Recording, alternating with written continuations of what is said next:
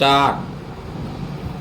अतिवृष्टी आणि महापुरामध्ये मृत्यू झालेल्या व्यक्तींच्या कुटुंबांना 4 लाख रुपये 2 दिवसांपेक्षा अधिक कालावधीसाठी घरात पाणी असल्यास किंवा घरच वाहून गेले असल्यास प्रति कुटुंब 5,000 रुपये अशी मदत होती। त्यात 2024मध्ये सुधारणा होऊन तातडीची मदत म्हणून 10,000 रुपये दिले जातात।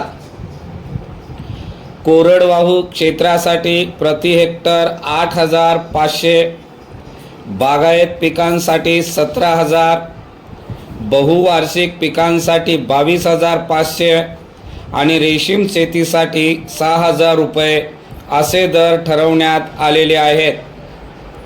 निवडणुकीपूर्वी मात्र मदतीचे दर अनुक्रमे कोरडवाहू पिकासाठी 13,600, बागायत पिकांसाठी 27,000 आणि बहुवार्षिक पिकांसाठी 36,000 रुपये असे दर होते।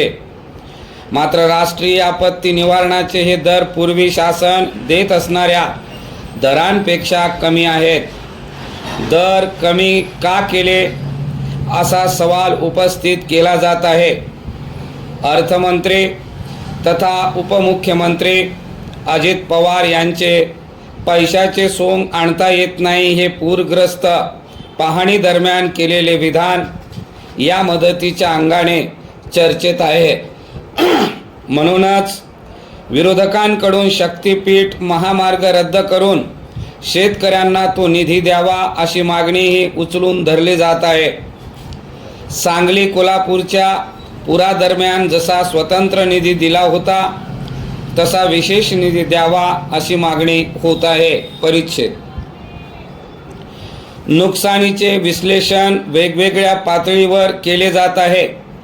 अनेक भागात पंचनामे करता येणे शक्य नसल्याने केवळ ड्रोन चित्रण किंवा छायाचित्राच्या आधारेही पंचनामे करा अशा सूचना असल्या तरी रोज पाऊस पडत असल्याने तसे करणे ही यंत्रणेला शक्य नसल्याची स्थिती आहे।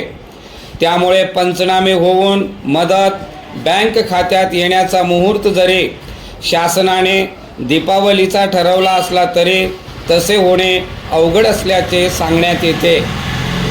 एका बाजूला पूर सुरू असताना शेतकऱ्यांची KYC करून घ्या यासाठी विभागीय आयुक्तांना बैठक घ्यावी लागली। त्यामुळे जी काही मदत मिळेल त्यातून मराठवाडा लगेच सावरेल अशी शक्यता कमी आहे।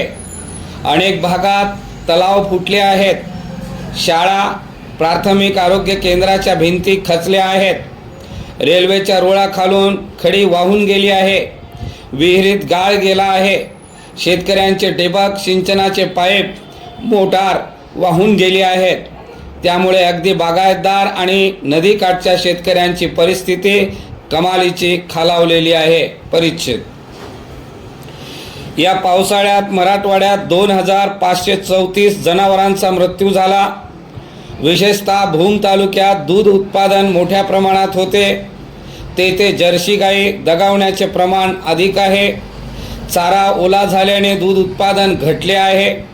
नदीकाठच्या गावांमध्ये कुक्कुटपालन प्रकल्पातील कोंबड्या तसेच शेळ्या वाहून गेल्या आहेत। त्यामुळे शेतीपूरक व्यवसायावरही मोठे परिणाम झाले आहेत। हे प्रकल्प पुन्हा उभे राहणे लगेच शक्य नाही।